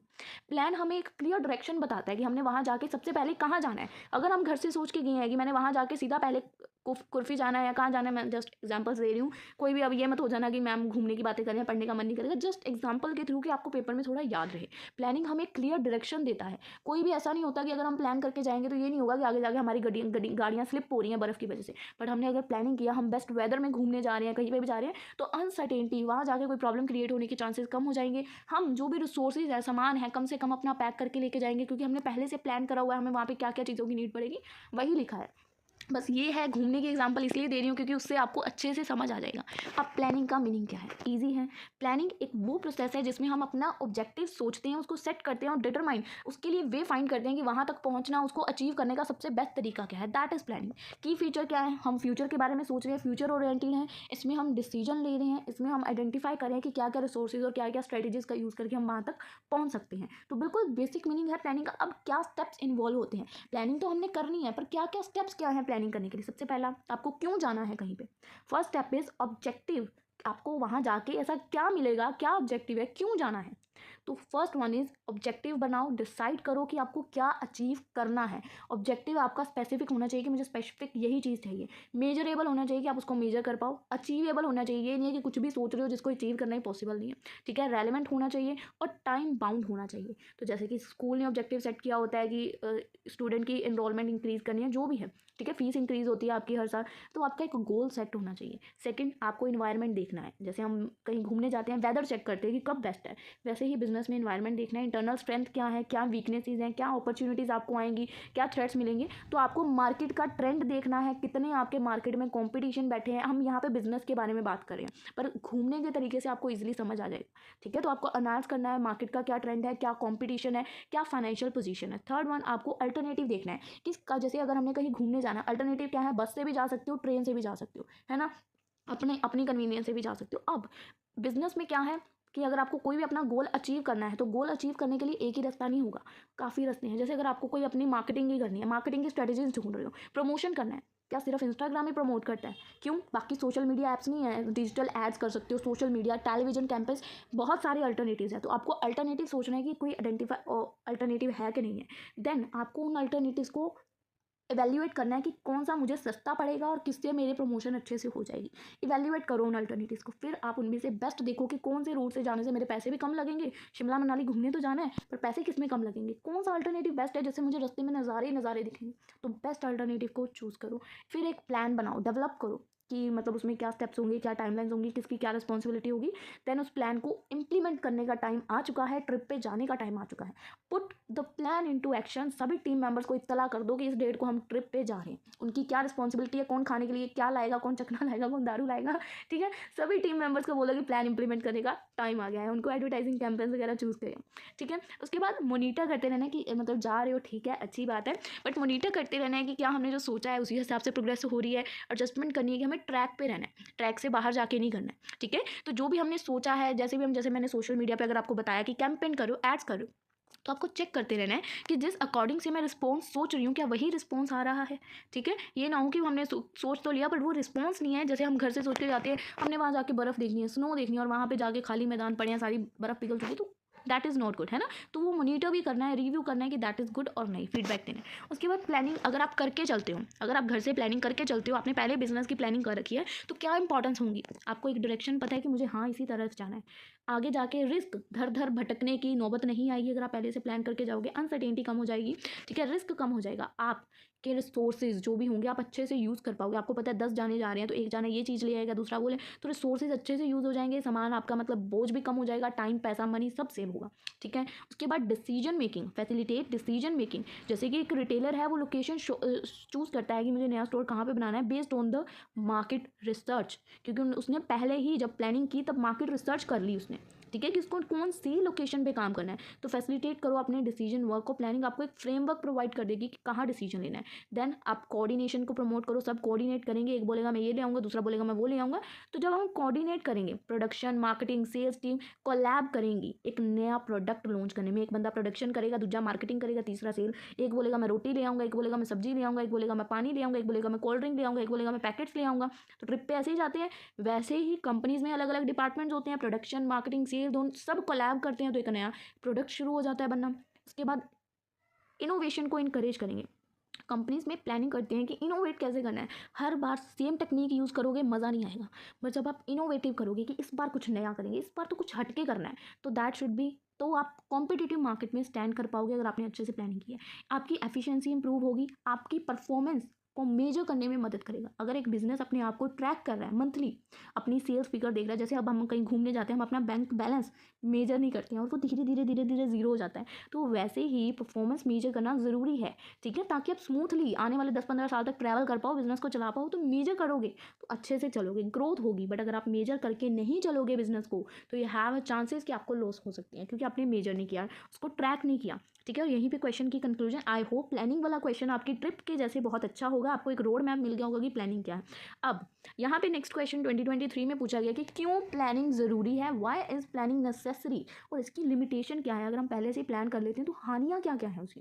तो देखो, क्वेश्चन तो मुझे लगता है आपको बहुत अच्छे तरीके से समझ आ रहा होगा, पर अगर कोई ट्रैवल का शौकीन नहीं है तो उसको थोड़ा सा बोरिंग लग सकता है, बट मुझे लगता है आज के टाइम पे सब भी होते हैं, ठीक है। तो प्लानिंग क्यों नेसेसरी नहीं है, प्लानिंग नेसेसरी क्यों, इंपॉर्टेंट क्यों है। प्लानिंग एक एसेंशियल फंक्शन है हमारे मैनेजमेंट का, ये एक फाउंडेशन सेट कर देता है कि कैसे हम अपने गोल तक पहुंच सकते हैं। बिना प्लानिंग अगर हम चलते हैं तो हमें ना ही रास्ता पता होता है, रिसोर्सेज भी वेस्ट होते हैं, हम गलत मलत जगह पे जाते रहते हैं, हम अपने ऑब्जेक्टिव तक भी नहीं पहुंच पाते। तो कुछ रीजंस हैं कि क्यों प्लानिंग ज़रूरी है, व्हाई इज़ प्लानिंग नेसेसरी। ये हमें डायरेक्शन प्रोवाइड करती है। ऊपर वाले पॉइंट्स ही हैं, अनसर्टेनिटी को रिड्यूस करती है, ऊपर हमने सेकंड क्वेश्चन में अभी किया, थर्ड में प्लानिंग वाले में डिसीजन लेने में मदद करती है, रिसोर्सेज को अच्छी तरह से ऑप्टिमाइज करती है, प्रमोट करती है कि हम कोऑर्डिनेट करें, इंकरेज करती है, इनोवेशन को इंप्रूव करती है हमारी सेम ऊपर वाले हैं कि हम परफॉर्मेंस को मेजर करें, ठीक है। सेम एग्जैक्ट ऊपर वाले क्वेश्चन में ये पॉइंट्स हैं, ऊपर जो हमने अभी प्लानिंग का किया। अब प्लानिंग अगर हम करते हैं तो लिमिटेशन क्या है। अब हमने कहीं घूमने जाना है और हम इतनी खिचड़ी दिमाग में पका लेते हैं, कितना टाइम हम खराब करते हैं प्लानिंग करने में, है ना। तो यही है, कई बार हो जाता है कि प्लानिंग ही चलती रहती है, प्लानिंग को इम्प्लीमेंट करने का कभी टाइम ही नहीं आता, ठीक है। तो प्लानिंग टाइम कंज्यूमिंग है, आपका एक्शन करने का टाइम, इंप्लीमेंट करने का टाइम कई बार निकल जाता है। Planning takes lot of time और एक्शन डिले हो जाता है, बहुत ज़्यादा टाइम उसको मतलब सोचने में ही निकाल देते हैं। एक्सपेंसिव प्रोसेस है प्लानिंग अगर आप कर रहे हो, लाइक मनी, टाइम और एक्सपर्टीज तीनों ही वेस्ट हो रहे हैं, रिसोर्सेज की ज़रूरत पड़ेगी आपको, ठीक है। और हर बंदा इसको अफोर्ड नहीं कर सकता। किसी कंसल्टेंट को हायर करना, एक प्रॉपर तरीके से प्लानिंग करनी, क्योंकि कंपनी की बात हो रही है, घूमने की नहीं। घूमना आपके लिए बता रही हूँ क्योंकि आपको अच्छे पेपर में कंसेप्ट याद रहे, ठीक है। बट अगर कंपनी के पॉइंट ऑफ व्यू से सोचे तो प्लानिंग करने के लिए कंसल्टेंट की ज़रूरत पड़ती है, विच इज़ एक्सपेंसिव, ठीक है। और फ्लेक्सिबिलिटी की कमी हो जाती है, क्योंकि अगर हमने पहले से ही प्लान करके चल रहे हैं और एट ए टाइम आपको कुछ चेंज करना पड़ेगा। चेंज मतलब फ्लेक्सिबिलिटी क्या होता है कि वो फ्लेक्सिबल नहीं है, हम उसको चेंज नहीं कर सकते। जब हमने प्लान कर लिया तो हम उसी पर टिके हैं, तो कई बार नया कुछ आ जाता है मार्केट में और उसको अडेप्ट करना फिर मुश्किल हो जाता है, ठीक है। फ्यूचर अनसर्टेन है, जो हमने प्लान किया क्या वो चलेगा, हमने देखा वेदर कंडीशन क्या है, पर वो बारिश पड़ गई तो पड़ गई, वहाँ बंदा क्या कर सकता है यार। फ्यूचर इज़ अनसर्टेन, कुछ भी हो सकता है। और अगर हम ओवर प्लानिंग कर लेते हैं, टू मच प्लानिंग, तो कई बार रिस्क हो जाता है, डिसीजंस डिले हो जाते हैं, ठीक है। तो कई बार हम अपॉर्चुनिटीज़ को मिस कर देते हैं, बहुत ज़्यादा टाइम हम मार्केट रिसर्च पे स्पेंड कर देते हैं, हम अजम्पशन पे डिपेंड कर रहे हैं जब हम प्लानिंग कर रहे हैं। दैट इज़ लिमिटेशन, कि हम अज्यूम करें कि ये हो सकता है फ्यूचर में। अगर अजम्पशन गलत गई तो प्लान गया गड्ढे में। अजम्पशन एक बार भी गलत हुई, अब जैसे कल मॉर्निंग हमने घूमने जाना है, प्लान बनाया और कुछ हमने अज्यूम किया कि वेदर ऐसा ऐसा रहेगा और बारिश पड़ी। फ्यूचर इज़ अनसर्टेन, मॉर्निंग में क्या होगा नो वन नोस, बारिश पड़ गई या कुछ भी ऐसा हो गया, फ्यूचर इज़ अनसर्टेन, तो प्लान आपका हो जाएगा फेल। तो हम अजम्पशन पे जी रहे हैं कि कल ये हुआ तो ऐसा करेंगे। फिर 7th वन, अगर हमने पहले से ही प्लान किया हुआ है तो हर बंदा बोलेगा कि हमने चेंज को एक्सेप्ट नहीं करना, ठीक है। उसके बाद लैक ऑफ एक्यूरेट इन्फॉर्मेशन की कमी हो जाती है, कैन नॉट एलिमिनेट, आप कुछ भी मतलब 8-9 पॉइंट लिमिटेशन में लिख सकते हो। और जब हम प्लानिंग एडवांस में करते हैं तो कोई गारंटी थोड़ा है कि यार वो सक्सेस ही होगी, कई बार फेल भी हो जाती है प्लानिंग। कितनी बार आपने अपने दोस्तों के साथ प्लानिंग बनाई है, घूमने जाना है, यहाँ जाना है, वहाँ जाना है, क्या हर बार गए हो? नहीं। तो गारंटी थोड़ा है कि सक्सेस मिलेगी, कई बार फेलियर भी मिलेगा। तो यहीं पे क्वेश्चन कंक्लूड है। Next question, what is the delegation of authority, what are the challenges affected delegation and how can it be overcome। अब आपको इसकी बहुत ईजी एग्जांपल देती हूँ। आप सब घर पे होते हो, मम्मियाँ होती हैं, मम्मियों का कोई काम होता है तो मम्मी अपनी कैसे डेलीगेशन आपके ऊपर कर देती है, भाई चल उठ के पानी की बॉटल्स भर, चल उठ के ये काम कर दे, चल छोटा सा ये काम कर दे। तो डेलीगेशन ऑफ अथॉरिटी, वो अपना काम आपको दे रही है, डेलीगेट कर रही है अथॉरिटी। अब जैसे मम्मी बोले कुछ भी काम करने को, मशीन बंद कर दे या गैस बंद कर दे या पानी की बोतलें भर दे, तो वो पावर आपको दे रही है कि जाके फिल्टर की टूटी खोल और पानी की बोतल को भरो, ठीक है। जस्ट होममेड एग्जांपल दी है छोटी सी कि समझ आए, ठीक है। अब यहाँ पे आपको जब डेलीगेट की गई कोई भी अथॉरिटी या कोई भी काम आपको सौंपा गया, ठीक है, तो उसको करने में क्या क्या चैलेंजेस आए, कैसे आप उनको ओवरकम कर सकते हो, थोड़ा बिजनेस की पॉइंट ऑफ व्यू से ही समझो इसको, कि मतलब एग्जांपल तो दी कि डेलीगेशन आपको याद रह जाए इसलिए। अब 2022 और 2023 में क्वेश्चन है, इंपॉर्टेंट है।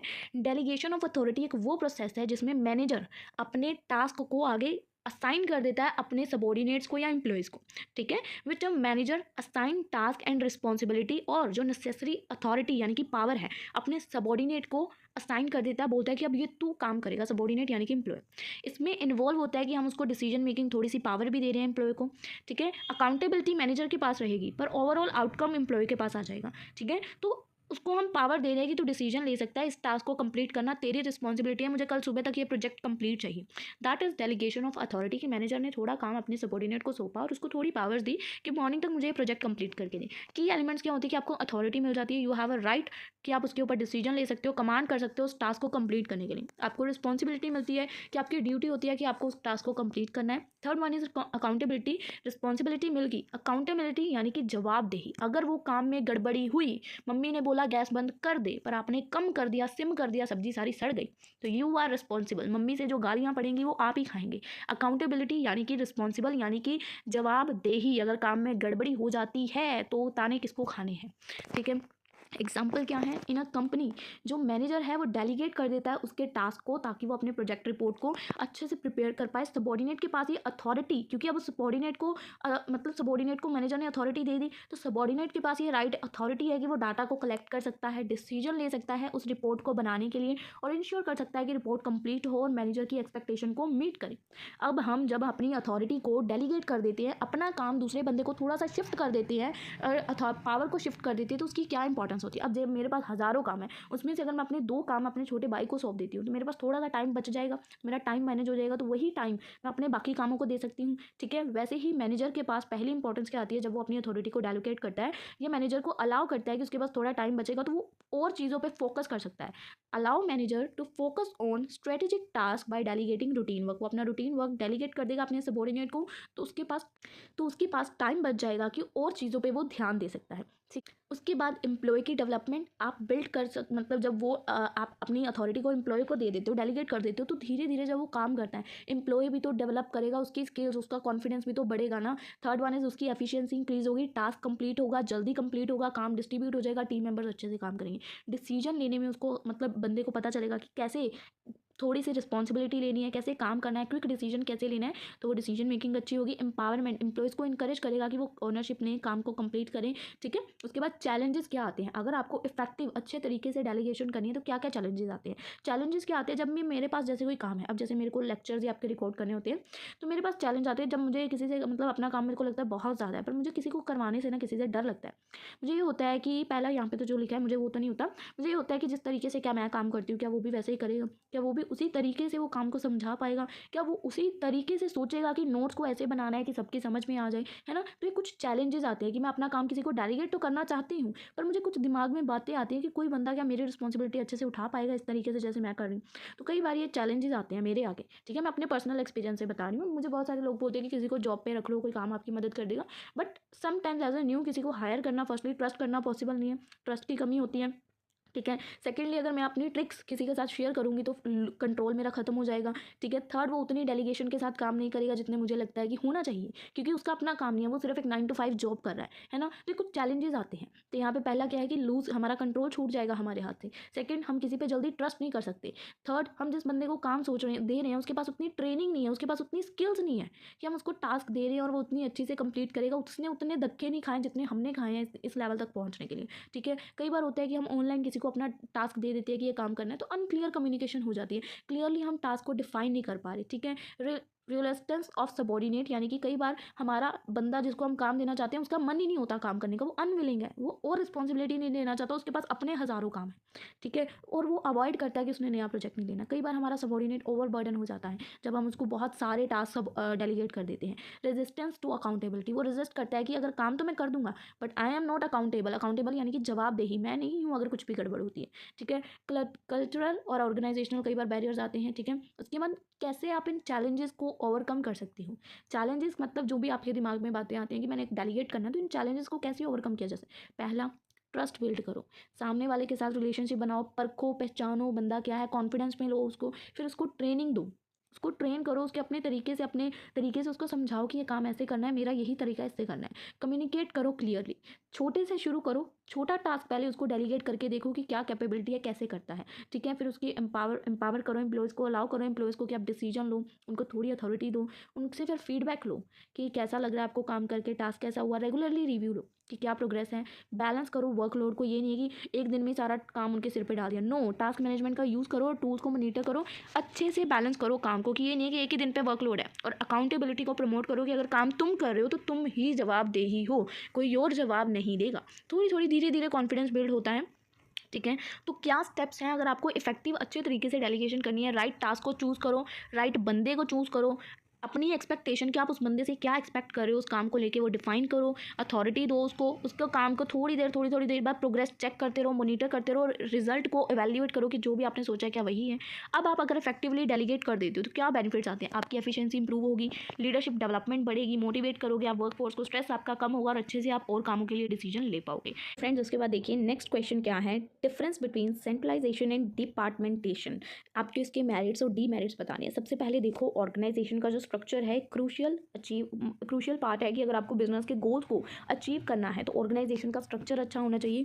तो डिसेंट्रलाइजेशन और डिपार्टमेंटेशन बहुत इंपॉर्टेंट रोल प्ले करते हैं बिजनेस के ऊपर, ठीक है। तो डिसेंट्रलाइजेशन और डिपार्टमेंटेशन दो इंपॉर्टेंट कंसेप्ट है जो मैनेजमेंट है उसके, ताकि हमारी कंपनी स्मूथली चल पाए। तो पहले बताओ डिसेंट्रलाइजेशन क्या होता है? डिसेंट्रलाइजेशन का मतलब वो प्रोसेस है जिसमें हम अपने एम्प्लॉयज़ को या डिपार्टमेंट्स को रिस्पॉन्सिबिलिटी पावर डिस्ट्रीब्यूट कर देते हैं। उनको बोलते हैं कि आपके पास डिसीजन मेकिंग पावर है, आप रिस्पॉन्सिबिलिटी है आपके पास, responsibility from the top management to the lower managers, और एम्प्लॉयज़ को डिस्ट्रीब्यूट कर दी जाती है। की फीचर्स क्या हैं डिसेंट्रलाइजेशन के? डिसीजन मेकिंग की जो पावर है वो स्प्रेड हो जाती है वेरियस लेवल ऑफ मैनेजमेंट्स के पास। लोअर लेवल के मैनेजर के पास पावर होती है कि वो डिसीजन ले सकते हैं बिना टॉप मैनेजमेंट के अप्रूवल के। हर डिपार्टमेंट के डिवीजन के मोर ऑटोनॉमी होती है। ये इंकरेज करती है कि हम इनोवेशन करें, रिस्पॉन्सिवनेस हो, क्योंकि हमें पता है ना हमें खुद डिसीजन लेना है। तो multinational companies decentralise decision making को यूज़ करती हैं, उनके रीजनल ऑफिसेज में अलाउ करती हैं कि आप डिसीजंस लें अपनी लोकल मार्केट की कंडीशंस के बेस पे। अब डिपार्टमेंटेशन क्या होती है? डिपार्टमेंटेशन प्रोसेस है कि हम ग्रुप एक्टिविटीज़, टास्क, एम्प्लॉयज़ उनको डिफरेंट डिपार्टमेंट्स में बांट रहे हैं, उनके फंक्शंस, प्रोडक्ट, ज्योग्राफी और कस्टमर के बेस पे। यह हमें मदद करती है कि हम उनको ऑर्गेनाइज कर पाएँ वर्क को इफेक्टिवली कंपनी के अंदर। डिपार्टमेंटेशन में क्या होता है कि हम डिवाइड करते हैं हमारे काम को स्पेशलाइज यूनिट और डिपार्टमेंट्स में, कि इस डिपार्टमेंट का ये काम है, ये यूनिट ये काम करेगा। तो departments are created based on the functions और प्रोडक्ट और कस्टमर, इनके बेस पे हम डिपार्टमेंट्स क्रिएट करते हैं कि क्या फंक्शंस हैं, क्या हमारा एक्चुअल में प्रोडक्ट है, क्या कस्टमर है। तो ये हमें मदद करते हैं कि हम हमारे गोल, स्पेशलाइज रोल्स, ऑपरेशन को कंप्लीट कर पाएँ। जैसे कि एक कंपनी है, उसने अपने ऑपरेशंस को डिवाइड किया डिफरेंट डिपार्टमेंट, जैसे सेल डिपार्टमेंट अलग, फाइनेंस डिपार्टमेंट अलग। डिपार्टमेंटेशन, डिसेंट्रलाइजेशन की रिस्पॉन्सिबिलिटी दे दी, ठीक है। तो डिसेंट्रलाइजेशन मतलब क्या होता है कि हम अथॉरिटी दे रहे हैं उस ऑर्गेनाइजेशन में, और डिपार्टमेंटाइजेशन डिपार्टमेंट बना रहे हैं। तो ये छोटा सा डिफरेंस आप लोग यहाँ पे रीड आउट कर सकते हैं क्वेश्चन में, ठीक है। मेरिट्स क्या है कि अगर आप डिसेंट्रलाइज कर देंगे तो आप डिसीजन मतलब फास्ट हो जाएगा, हर बंदा अपने डिसीजन खुद ले पाएगा, फास्टर हो जाएगा। एम्पावरमेंट्स होएंगी, एम्प्लॉयज़ की इंकरेज करेगा एम्प्लॉयज़ को कि नई नई क्रिएटिविटी करो, आपका उनके ऊपर कंट्रोल थोड़ा अच्छा हो जाएगा, मतलब लोअर लेवल्स का कंट्रोल बढ़ जाएगा। आपकी मैनेजमेंट थोड़ी फ्लेक्सिबल हो जाएगी क्योंकि आपने थोड़ी उनको अथॉरिटी दे दी कि आप डिसीजन खुद ले सकते हो।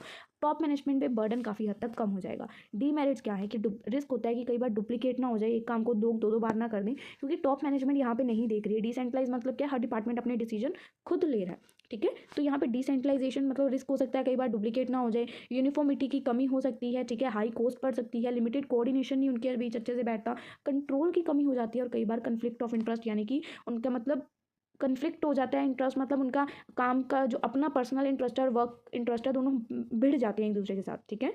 तो यहाँ पे इसके लिमिटेशन से अब कैसे आप इन डीमेरिट्स को ओवरकम कर सकते हो? कोऑर्डिनेशन के मैकेनिज्म लाके उनको क्लियर गाइडेंस प्रोवाइड करो कि आपको ये काम करना है, ऐसे करना है, ये करना है, उनको ट्रेनिंग दो, डेवलपमेंट दो, उनको टेक्नोलॉजी और इन्फॉर्मेशन के बताओ, उनके परफॉर्मेंस को मॉनिटर करो, ठीक है। अब बात करते हैं हमारे यूनिट 2 की। दैट इज़ वेरी सिंपल, मतलब बोल सकते हो कि आप लोग हमारा इतना ईजी यूनिट है।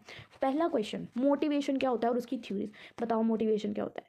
जब आप मोटिवेटेड होते हो, कौन कौन से कारनामे करते हो, खुद सोचो अपने दिमाग में, that is motivation. Motivation refers to आपका इंटरनल प्रोसेस है। जब खुद इंसान अंदर से अच्छा फील करता है, मोटिवेटेड फील करता है, उसके एक्शंस ऐसी हो जाती है कि बस अब तो मैं करके ही दिखाऊंगा, गोल को पूरा ही करके दिखाऊंगा। सो ये रीज़न है कि क्यों पीपल किस तरीके से सर्टन वे से बिहेव करते हैं, कौन सी चीज़ उनको इंकरेज करती है कि वो अच्छे से काम कर पाएँ, क्यों मोटिवेशन इंपॉर्टेंट है। ऑर्गेनाइजेशन में अगर एक बंदा मोटिवेटेड है तो वो बहुत अच्छे से काम करेगा, वो अपने काम से सेटिस्फाई होगा, वो अपने काम को और इम्प्रूव करने की, कंपनी की भलाई की सोचेगा। और अगर पर्सनल लाइफ में कोई बंदा मोटिवेटेड है तो उसकी खुद की पर्सनल ग्रोथ के बारे में सोचेगा, नई नई चीज़ें सीखेगा, नई नई लाइफ के गोल्स बनाएगा। अब मोटिवेशन दो तरह की होती है। एक तो आती है आपको मोटिवेशन पैसों से, कोई पैसा फेंके तो हम मोटिवेटेड हैं। दूसरी मोटिवेशन आती है कि कोई हमें अप्रेज करे कि ये काम इसने किया है, इस बंदे ने बहुत मेहनत किया, हार्ड वर्क किया है, ठीक है, तो दैट इज़ मोटिवेशन। दो तरह की होती है। फर्स्ट वन इज़ इंट्रिस्टिक मोटिवेशन, ये इंडिविजुअल को आती है जब वो कुछ करता है, जब उसको लगता है कि बहुत इंजॉयबल काम है, मुझे सेटिस्फेक्शन मिल रही है, चाहे पैसे कम मिल रहे हैं बट मेरी पूरी रिस्पेक्ट हो रही है इस काम में। एम्प्लॉय बहुत मेहनत से काम कर रहा है, वो काम को इंजॉय कर रहा है, ठीक है, कोई उसको अवार्ड नहीं मिल रहा है, कोई ज़्यादा सैलरी नहीं मिल रही, मतलब पैसे ज़्यादा मिल रहे हैं, बट वो इंट्रिस्टिक मोटिवेशन है, यानी कि बोल सकते हो नॉन मॉनिटरी मोटिवेशन है। और एक होती है इंथ्रिस्टिक मोटिवेशन, यानी कि जब आपको पैसे मिलते हैं, बोनस मिलता है, प्रमोशन मिलता है, बोनस प्रमोशन के लालच में आप अच्छे से काम करो, दैट इज इंथ्रिस्टिक मोटिवेशन, कि बोनस मिलेगा, ये मोटिवेशन है आपके लिए। अब मोटिवेशन की ना कुछ थ्योरीज है, थ्योरीज ऑफ मोटिवेशन, ये आपको डिटेल में बतानी है। अब इनकी सिंगल सिंगल थ्योरी भी आपको एग्जाम में आ सकती है, तो प्लीज़ थोड़ी गप्पे मारनी देख लेना कैसे मारोगे। फर्स्ट थ्योरी है मैस्लो हायरार्की थ्योरी। यहाँ पे मैस्लो हायरार्की क्या बताती है कि आपको ना एक बंदे की पहले बेसिक नीड्स के ऊपर जाना चाहिए। पहले उसकी बेसिक नीड जो होती हैं, मतलब नीड के ना मतलब एक इंसान की ज़रूरतों के 5 लेवल होते हैं, ठीक है। पहले तो ये थ्योरी किसने लिखी है, अब्राहम मैस्लो ने इस थ्योरी को प्रपोज किया है। ह्यूमन की नीड्स को एक हायरार्की में, यानी कि एक ऑर्डर में अरेंज किया है कि ह्यूमन की ये नीड्स हैं, पर सबसे पहले उसको रोटी कपड़ा मकान चाहिए, है ना। तो उसको ह्यूमन की नीड्स को अरेंज किया है कि पीपल कैसे मोटिवेट होंगे, लोअर लेवल नीड से लेके हायर लेवल। पहले उनकी लोअर लेवल नीड पूरी करो, फिर हायर लेवल पे जाओ। पहले ही आप उनकी हायर लेवल नीड पूरी कर दोगे, जब उनकी बेसिक नीड्स नहीं कंप्लीट हुई तो वो सेटिस्फाई नहीं होंगे। तो 5 लेवल्स होते हैं एक बंदे की नीड्स के। पहला लेवल होता है साइकोलॉजिकल नीड्स, जिसमें उसको रोटी कपड़ा मकान चाहिए सर्वाइवल के लिए, ठीक है, लाइक फूड वाटर और शेल्टर। सेकेंड लेवल आता है उसको सेफ्टी चाहिए, कि उसको फिजिकली भी और इमोशनली भी कंपनी में सेफ रखा जाए। थर्ड वन इज लव और बिलोंगिंग नीड्स, जो उसके मतलब अपने जिसको वो प्यार करता है, सोशल कनेक्शन है, रिलेशनशिप है, वो सेफ रहें। फोर्थ नीड आती है एस्टीम नीड, कि उसकी सेल्फ रिस्पेक्ट को हर्ट नहीं करना है, कोई काम वो कर रहा है तो उसको रिकॉग्नाइज करना है, उसको अप्रिजिएट करना है।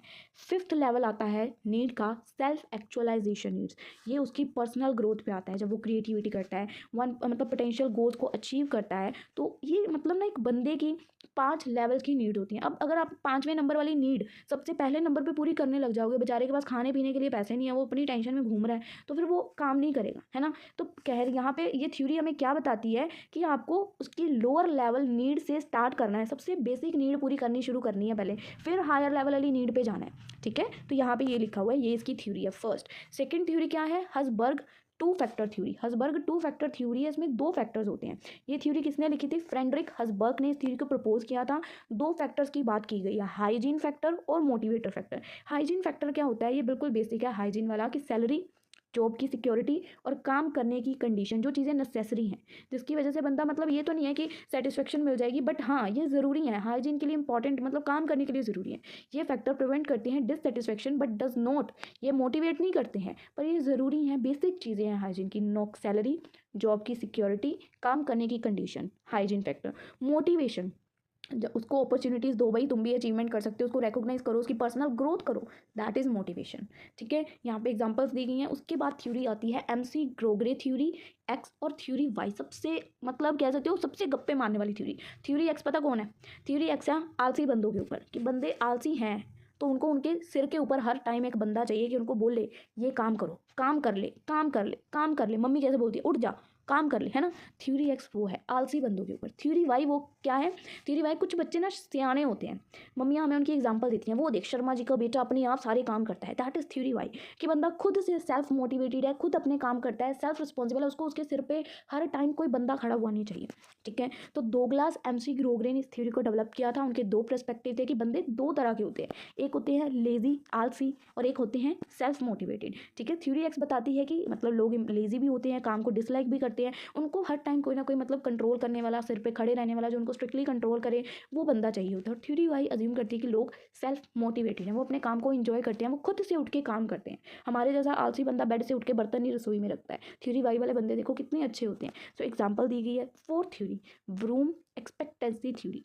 ये थ्योरी हमें क्या बताती है, ये सजेस्ट करती है कि लोग कब मोटिवेटेड एक्ट करते हैं, जब उनकी जो एक्सपेक्टेशंस हैं, उनके एक्शंस हैं, वो आउटकम्स अच्छे आते हैं। देखो ध्यान से लिखो, इसको क्या थ्योरी कौन लाया था, विक्टर ब्रूम एक्सपेक्टेंसी थ्योरी है ये हमें सजेस्ट करती है कि people are motivated to an act in certain way, depend base करता है कि उनकी एक्सपेक्टेशंस क्या हैं, that their action will desire, जो भी उनके एक्शंस है क्या वो उससे वही आउटकम आ रहा है जो उनकी एक्सपेक्टेशन है। तो यहाँ पे 3 की एलिमेंट्स हैं एक्सपेक्टेंसी थ्योरी के, कि एक्सपेक्टेशंस क्या हैं, बिलीफ जो एफर्ट्स वो चाहते हैं, इंस्ट्रूमेंटली और वैलेंस। यहाँ पे एग्जांपल दी गई कि एम्प्लॉय विल वर्क हार्ड, अगर उसको ये लगेगा, अगर उसको ये बिलीव होगा कि उसके एफर्ट्स सही हैं, उसकी परफॉर्मेंस को एक्सपेक्ट किया जा रहा है कि यही एक्सपेक्टेंसी है, उसकी परफॉर्मेंस अच्छी है, उसका रिजल्ट उसको रिवॉर्ड मिलेगा, रिवॉर्ड वैल्यूएबल होगा, तभी ना कोई बंदा क्या काम क्यों करेगा, जब उसको पता होगा कि मेरे एम्प्लॉयज़ को मुझसे ये एक्सपेक्टेशन है, इसके बदले में मुझे ये इनाम मिलेगा, ऐसे मेरा काम अप्रिशिएट होगा, हर बंदा मोटिवेटेड फील करेगा भाई।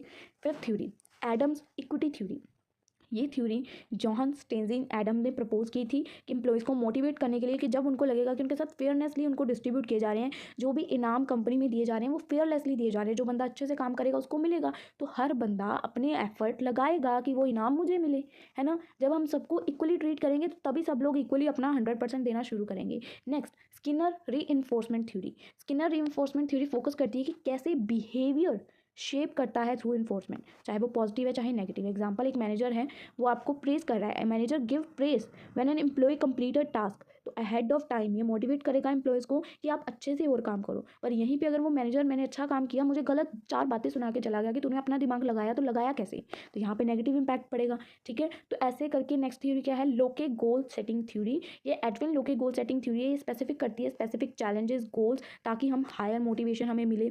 ठीक है, हमारी परफॉर्मेंस अच्छी हो। की प्रिंसिपल्स क्या है गोल सेटिंग के, हमें क्लैरिटी होती है, चैलेंजेस को हम एक्सेप्ट करते हैं, कमिटमेंट्स होती हैं, तो कंपनी ने क्लियर सेट कर दिया कि सेल्स का टारगेट ये है एम्प्लॉय के लिए, और फीडबैक प्रोवाइड करेंगे उनके प्रोग्रेस के ऊपर। तो रिवॉर्ड किसको मिलेगा, जो भी उस गोल को पूरा करेगा। अब आपको मोटिवेशन की थ्योरीज तो पता है, पर क्या चैलेंजेस आते हैं आपको अगर मोटिवेशन की थ्योरीज को अप्लाई करना है। Individual difference, human are different, people are motivated by different factor. हर बंदा अलग अलग चीज़ से मोटिवेट होता है। किसी बंदे को भारत माता की बात कर दो तो वो मोटिवेट हो जाता है, किसी को पैसा दिखा दो तो वो मोटिवेट हो जाता है, किसी को मतलब अप्रेज कर दो, शाबाशी दे दो तो मोटिवेट हो जाता है, किसी से 2 मीठे प्यार के बोल दो तो वो मोटिवेट। तो हर बंदा अलग चीज़ से मोटिवेट होता है, हर बंदे का अलग है। लैक ऑफ रिसोर्सेज की कमी होती है, पुअर इंप्लीमेंटेशन थ्योरी और कमिंग आते हैं, ये चैलेंजेस को ओवरकम करना मुश्किल है। अब बात करते हैं लीडरशिप। लीडरशिप क्या होता है, उसके कुछ सिग्निफिकेंस क्या, वेरियस थ्योरीज हैं। तो लीडरशिप क्या है, लीड करना किसी को। लीडरशिप वो एबिलिटी है जो बंदा मतलब गाइड करता है इंडिविजुअल्स या ग्रुप को, कि आप ऐसे अपने काम को कंप्लीट कर सकते हो, ऐसे अपने गोल्स को अचीव कर सकते हो। जैसे हम ट्रैवल करने कहीं जाते हैं तो हमारे पास एक ट्रैवल गाइड होता है, जो हमें बताता है कि हमें कहाँ जाना चाहिए, किधर जाना चाहिए, कौन सी जगह देखनी चाहिए, क्या जगह का क्या महत्व है ना, वो हमें लीड करता है। लीडर हमें मोटिवेट करता है, डायरेक्ट करता है, हमें इंस्पायर करता है कि कैसे हम अपने टास्क को कंप्लीट कर सकते हैं, कैसे ऑब्जेक्टिव्स को फुलफिल कर सकते हैं। सिंपल टर्म्स में बोला जाए तो गाइड करना अदर्स को, उनको डायरेक्शन दिखाना, उनको मदद करना कि वो अपने गोल को पूरा कर पाए। कैरेक्टरिस्टिक्स क्या है, लीडर विजनरी होता है, वो विजन, उसका क्लियर विजन होता है, उसके पास ये एबिलिटी होती है कि वो हमें इंस्पायर कर पाए। इफेक्टिव, अच्छे तरीके से कम्युनिकेट करता है एक अच्छा लीडर। इंटीग्रिटी और ट्रस्टवर्दी होता है, गुड लीडर हमेशा ऑनेस्ट होता है और ट्रस्ट करता है उसके फॉलोअर्स। और डिसीजननेस होता है कि डिसीजन ले पाता है कभी भी ज़रूरत पड़े। तो सिग्निफिकेंस, इंपॉर्टेंस क्या है लीडरशिप की। अगर आपके पास एक लीडर है तो लीडर आपको विजन, डायरेक्शन प्रोवाइड करेगा, आपको इंस्पायर करेगा, आपको मोटिवेट करेगा, आपको डिसीजन लेने में मदद करेगा, आपके ऑर्गेनाइजेशन में एक कल्चर को क्रिएट करेगा, उसको शेप देगा कि कैसा माहौल हो, चेंजेस को फैसिलिटेट करेगा, नई नई टेक्नोलॉजी को आपको अडेप्ट करना सिखाएगा। उसके बाद लीडरशिप की थ्योरीज क्या हैं। लीडर ना बड़ी तरह के होते हैं। थ्योरीज टाइप्स क्या है लीडरशिप की, सबसे पहली थ्योरी है ट्रेट थ्योरी। इसमें क्या देखते हैं कि लीडर ना वो होता है जिसके अंदर कुछ स्पेसिफिक गुण होते हैं। ट्रेट मतलब गुण, ठीक है। ये थ्योरी क्या बताती है कि एक लीडर वही बन सकता है जिसके अंदर ये स्पेसिफिक गुण है, ये क्वालिटीज़ हैं, जैसे कि इंटेलिजेंस, चरिस्मा, डिसीजन लेने की पावर और कॉन्फिडेंस। अगर किसी बंदे के अंदर ये 4 गुण हैं तो वो लीडर है, ये थ्योरी ये बताती है। ठीक है, जिसके पास ये नेचुरल ये सारी चीज़ें हैं। सेकेंड थ्योरी ये है बिहेवियरल थ्योरी। ये थ्योरी लीडर के बिहेवियर पे फोकस करती है, वो गुणों को नहीं देखती। ये थ्योरी गुणों को नहीं देखती है कि जो बंदा लीडर बनने के लायक है उसका बिहेवियर कैसा है, क्या वो अच्छा है, क्या वो अच्छा लिसनर है, क्या वो ट्रस्टवर्दी है, मतलब इन चीज़ों को देखती है। ठीक है। उसके बाद third theory contingency theory. Contingency theory suggest करती है कि कोई सिंगल लीडरशिप स्टाइल बेस्ट नहीं है। ठीक है, कोई भी एक सिंगल लीडरशिप का स्टाइल बेस्ट नहीं है। Most effective leadership style depend करते हैं कि क्या कंटेंट या क्या सिचुएशन है। ठीक है जी। उसके बाद ट्रांसफॉर्मेशनल लीडरशिप, ये लीडर्स इंस्पायर मोटिवेट करते हैं इनके फॉलोअर्स को शेयर विजन को क्रिएट करके, फोस्टर करते हैं इन्वायरमेंट ऑफ क्रिएटिविटी को, इंकरेज करते हैं इंडिविजुअल्स को कि आप डेवलप करो। ट्रांसफॉर्मेशनल लीडरशिप होती है, इंस्पायरिंग मोटिवेशन होती है। ठीक है। उसके बाद ट्रांजैक्शनल लीडरशिप फोकस करती है exchange between the leader and the follower. Leader पैसे देता है और उसके बाद जैसे leader provide reward for performance and punishment for non performance. ठीक है, जैसे अगर हमने किसी ट्रैवल गाइड को हायर किया तो अगर वो हमें सजेस्ट कर रहा है कि इधर नहीं जाना, इस रास्ते पे जाना है, तो हम उसको पैसे देंगे ना। तो वैसे ही लीडर, अगर आप अच्छा काम करोगे आपका लीडर आपकी परफॉर्मेंस के लिए आपको रिवॉर्ड देगा, और अगर आप अच्छा काम नहीं करते हो, टीचर है स्कूल में, टीचर हमें लीड कर रही है, होमवर्क दिया, आप करके आओगे तो मतलब शाबाशी देगी, नहीं करके जाओगे तो फिर सजा मिलेगी, मुर्गा बनोगे, है ना। तो ट्रांजैक्शनल लीडरशिप। पाथ गोल थ्योरी, ये थ्योरी हमें सजेस्ट करती है कि लीडर्स उनके फॉलोअर्स की मदद करते हैं कि वो अपने गोल्स तक पहुंच पाएँ, उनको गाइडेंस प्रोवाइड करते हैं, उनके रास्ते में जो भी मुश्किलें आने वाली होती हैं उसको रिमूव करते हैं, उनको सपोर्ट करते हैं। ठीक है। उसके बाद leadership member exchange, LMX theory है। ये थ्योरी फोकस करती है लीडर और फॉलोअर के रिलेशनशिप के ऊपर। ये सजेस्ट करती है जो लीडर्स हैं वो डिफरेंट टाइप ऑफ रिलेशनशिप अपने डिफरेंट फॉलोअर्स के साथ बिल्ड करते हैं, डेवलप करते हैं। ठीक है, जिसमें ग्रुप्स भी होते हैं या आउट ऑफ ग्रुप्स भी होते हैं। उसके बाद लीडरशिप सिचुएशनल है या नहीं है, ऊपर हमने कंसेप्ट क्वेश्चन में पूछा गया था, इज दैट लीडरशिप सिचुएशनल, क्या लीडरशिप सिचुएशन पे डिपेंड करती है। The concept that leadership is situational highlight करती है कि जो लीडर क्वेश्चन भी आया हुआ है एग्जाम में कि लीडरशिप क्या सिचुएशनल है, तो यस, लीडरशिप सिचुएशन पे डिपेंड करती है। लीडर्स उसी लीडरशिप के स्टाइल को अडॉप्ट करते हैं जो सिचुएशन के अकॉर्डिंग सही बैठ रहा होता है। सेकंड पॉइंट देखो, leaders must adapt their leadership style according to the situation जो फेस कर रहे होते हैं। ठीक है, तो की सिचुएशनल लीडरशिप की थ्योरीज क्या है, first one is Hershey and. अब देखो यहाँ पे ये जो लीडरशिप इज सिचुएशनल वाला ऊपर आपको क्वेश्चन पूछा गया है उसमें सारी थ्योरीज पूछी गई हैं। ऊपर हमने 5-6 थ्योरीज की, ट्रेड्स वाली, बिहेवियर वाली अभी की ना लीडरशिप की, तो वो सारी तो आनी ही आनी है अगर लीडरशिप इज सिचुएशनल करके क्वेश्चन आता है। उसके अलावा ये 2 सिचुएशनल थ्योरीज हैं, ये भी ऐड करोगे, Hersey and Blanchard situational leadership theory. Leaders को एडजस्ट करना पड़ता है उनके लीडरशिप स्टाइल को based on the development level of the followers की क्या डेवलपमेंट लेवल है। ठीक है, लीडरशिप का स्टाइल बताना, सेल करना, पार्टिसिपेट करना एग्जांपल्स हैं। और फिडलर कंटिजेंसी मॉडल क्या है, ये मॉडल सजेस्ट करता है कि जो लीडर्स की इफेक्टिवनेस है ये डिपेंड करेगी कि उनकी टीम्स के साथ क्या रिलेशनशिप है, क्या टास्क का स्ट्रक्चर है, क्या पोजीशन पावर है। ठीक है, और यहीं पे क्वेश्चन की कंक्लूजन। अब बात करते हैं कम्युनिकेशन की, आपकी और हमारी कितनी कम्युनिकेशन होती है, कितनी अच्छे से कम्युनिकेशन होती है। कम्युनिकेशन में कई बार कुछ बैरियर्स भी आ जाते हैं, रुकावटें भी आ जाती हैं, पर हम उनको ओवरकम करते हैं और आपसे हर पॉसिबल तरीके से बातें करने की कोशिश करते हैं। तो कम्युनिकेशन यही है, जितना हो सके बातें करो भाई, कम्युनिकेट करो। कम्युनिकेट करने से क्या होगा, बातें खुलेंगी, आपको नई चीज़ों के बारे में पता चलेगा, है ना। तो कम्युनिकेशन एक प्रोसेस है जिसके through information, idea, thoughts, feeling हम एक दूसरे को बताते हैं। मैं अपनी बातें आप तक प्रेजेंट करती हूँ, आप अपनी बातें मुझ तक पहुँचाते हो। तो एक वाइटल प्रोसेस है किसी भी कंपनी के अंदर कि लोग एक दूसरे के साथ बातें करते हैं, अच्छे से कम्युनिकेट करते हैं, अच्छे से अपनी बात दूसरे को समझाते हैं। ठीक है, अपनी बात को एक्सप्लेन कर पाना बहुत बड़ा टास्क है। बहुत सारे जने अच्छे से कम्युनिकेट नहीं कर पाते, मिसकम्युनिकेशन हो जाती है। तो communication is about passing a information from one person to another, और मोस्ट इंपॉर्टेंट कि सामने वाला उस पॉइंट को समझ भी जाए। तो इंपॉर्टेंस क्या है कि अगर आप कंपनी में कम्युनिकेट करना चाहते हो उसके बारे में कुछ इंपॉर्टेंस बता दो। कम्युनिकेशन करने के क्या क्या तरीके हैं, वर्बल, बोल के, फ़ोन कर लो, फेस टू फेस बात कर लो, ठीक है, मीटिंग कर लो, टेलीफोन कर लो, non verbal, body language, facial expression के थ्रू, जेस्चर, हम अपने दोस्तों को इशारे करते हैं ना, नॉन वर्बल कम्युनिकेशन, आंखों ही आंखों में आंखों के इशारे करते हैं कि चुगलियाँ करते हैं एक दूसरे की। ठीक है, फेशियल एक्सप्रेशंस के थ्रू, जेस्चर के थ्रू, टोन ऑफ वॉइस, आपकी बोलने के तरीके से कम्युनिकेट हो जाता है। Third one is written communication, लिखो, मेल करो, व्हाट्सअप करो, इंस्टा करो, रिपोर्ट बनाओ, official document. Visual communication, charts का यूज़ करो, पेपर में कैसे लेंथ बढ़ाने के लिए, मतलब एग्जामिनर जो पेपर चेक कर रहा है उसके साथ कम्युनिकेट करने के लिए कितने बड़े बड़े डायग्राम छापते हैं ना हम लोग, चार्ट्स बनाते हैं, डायग्राम, ग्राफ, है ना। तो विजुअल कम्युनिकेशन, और आई होप आपको ये क्लियर है क्या क्या कम्युनिकेशन करने के तरीके हैं। ठीक है, उसके बाद आते हैं कि कम्युनिकेशन करने का क्या प्रोसेस है। एक बंदा होता है जिसके दिमाग में वार्तालाप करने के लिए कोई मैसेज आता है, फिर वो मैसेज उसको आइडिया, इमोशन को सेंडर को भेजना चाहता है, फिर वो इमोशन या जो भी उसका मैसेज है उसको इनकोड करता है मैसेज को कि उसको किस भाषा भाषा में उसको भेजना है, वर्बल तरीके से भेजना है या नॉन वर्बल तरीके से भेजना है। फिर वो सोचता है कि मैं किस सोशल मीडिया के थ्रू उस मैसेज को सेंड करूँ, सामने जाके मुंह पे जाके थप्पड़ मारूँ, ईमेल पे चपेट भेजूँ या फ़ोन करके गालियाँ निकालूँ। फिर जो रिसीवर है उसको वो आपका मैसेज रिसीव हो जाता है। रिसीव होने के बाद वो उस मैसेज को डिकोड करता है और जो भी उसके बाद हमने भेजा होगा, जैसे भी जो भी हमने गालियाँ लिखी हैं उसके अकॉर्डिंग हमें वो फीडबैक देगा। अगर हमने थप्पड़ मारा है तो बदले में वहाँ से हमें जूते आएंगे, ठीक है, तो वो हमें फीडबैक देगा। इस तरीके से दोस्तों में कम्युनिकेशन होती है, ठीक है। तो as a friend I am explaining the concept to you. I hope आप लोग इस बातों का बुरा ना माने किसी भी चीज़ का।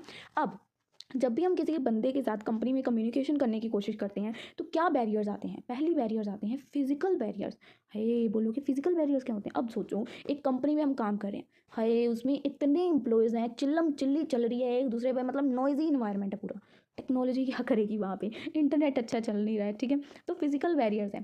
तो एक्सप्लेनेशन क्या है, जब एम्प्लॉयज़ डिपार्टमेंट्स फिजिकली एक दूसरे से दूर होते हैं तो उनको एक दूसरे से साथ कम्युनिकेट करने में मुश्किल होती है, ठीक है, कम्युनिकेशन सफ़र करती है। तो इस फिजिकल बैरियर को कैसे सॉल्व किया जा सकता है? भाई लोगों को मॉडर्न टेक्नोलॉजी दो कि भाई आप अगर दूर भी बैठे हो तो वीडियो कॉन्फ्रेंस कर लो, ठीक है, चुपचाप करके बात कर लो, या उनको एक अच्छा क्वाइट अलग रूम दे दो कि अगर किसी को कोई भी डिस्कशन करनी है आप अलग रूम में जाके कर सकते हो। क्योंकि कंपनी का माहौल, ज़्यादा लोग हैं तो ऊपर से चिड़चिड़ा माहौल बना होगा, हर टाइम शोर शराबा, ठीक है। उसके बाद लैंग्वेज बैरियर्स, सेकंड रुकावट बातचीत करने में क्या आती है? जैसे कई बच्चे हैं जिनको मेरा बात करने का तरीका अच्छा नहीं लगता है, उनको लगता है कि मैं लड़ाई कर रही हूँ, कुछ भी कर रही हूँ, तो लैंग्वेज कई बार मुश्किल हो जाती है समझना। जो मैं समझाना चाह रही हूँ, मैं होती हूँ हंसी मजाक वाले मूड में, अगला सामने वाला गुस्सा कर जाता है, तो लैंग्वेज बैरियर्स आ सकते हैं। तो ऐसे ही कंपनी में होता है, कई बंदे कंप्यूटर की भाषा में बातें करते हैं, कोडिंग डिकोडिंग शोडिंग, है ना, और कई बंदे वो जावा की लैंग्वेज में बात करते हैं, कंप्यूटर लैंग्वेज होती है, ठीक है, तो टेक्निकल टर्म्स में बातें करते हैं, है ना, फॉर्मल बातें होती हैं, तो मतलब मुश्किल हो जाता है लोगों के लिए समझना। तो जो टर्म्स पैराग्राफ में लिख के भेजना है, कंपनी में क्या, तो कोई भी बात करनी है ईमेल कर दो,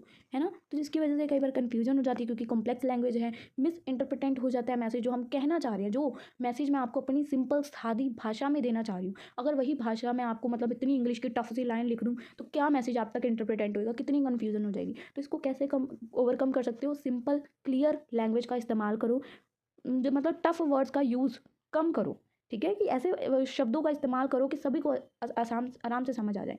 third one is culture barriers आते हैं। अब कम्युनिकेट तो हम कर रहे हैं, हम सबका कल्चर अलग अलग है, कोई बात मेरे लिए अच्छी है, कोई बात आपके लिए अच्छी है, आपका पॉइंट ऑफ व्यू अलग है, कोई बात में मतलब हर, जैसे अब हम लुधियाना में रहते हैं, कुछ चीज़ें यहाँ पे ऐसी हैं कि हम लोग नॉर्मल वर्ड्स में बोल देते हैं, और वही चीज़ें अमृतसर में अगर जाके बोले तो वहाँ पे लोग बोलते हैं क्यों गालियाँ निकाल दी है। हमारे लिए वो नॉर्मल वर्ड्स हैं, जिनको ये पता है उनको पता है, ठीक है। तो मतलब कल्चर डिफरेंसेस होते हैं, जहाँ पे हम रह सह रहे हैं, खा पी रहे हैं, कल्चर बैकग्राउंड है, हम छोटे होते से जहाँ पे बड़े हुए हैं, तो हम तो वैसे ही हैं, हमारे अकॉर्डिंग वही है, हमारे लिए वो नॉर्मल वर्ड्स हैं, ठीक है।